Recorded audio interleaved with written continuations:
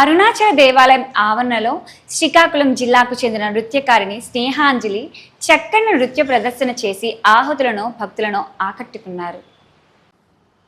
తమిళనాడు రాష్ట్రం అరుణాచలంలోని అరుణాచలేశ్వరుని దేవాలయ ప్రాంగణంలో జిల్లాలోని పొందూరు మండలం లచ్చయ్యపేట గ్రామానికి చెందిన సనపల స్నేహాంజలి ప్రదర్శించిన భరతనాట్యం భక్తులను ఆహుతులను ఎంతగానో అలరించింది.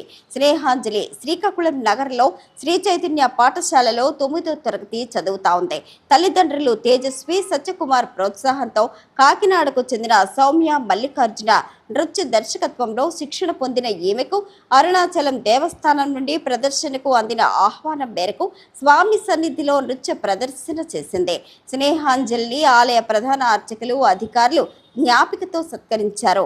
చిన్న వయసులోనే భారతీయ సంప్రదాయ నృత్య ప్రదర్శనలను ఆధ్యాత్మిక కేంద్రాల వద్ద ప్రదర్శించి అందరి మన్ననలు అందుకుంటున్న స్నేహాంజలిని వోకర్స్ ఇంటర్నేషనల్ 102వ గవర్నర్ కొంక్యాన మురళీధర్, ఏపీడబ్ల్యూజేఎఫ్ కార్యదర్శి కొంక్యాన వేణుగోపాల్, జేసీఐ శ్రీకాకుళం మెయిన్ కార్యదర్శి తమ్మినేని ఉషారాణి, వివిధ రంగాల ప్రముఖులు లచ్చయ్యపేట గ్రామస్తులు అభినందించారు.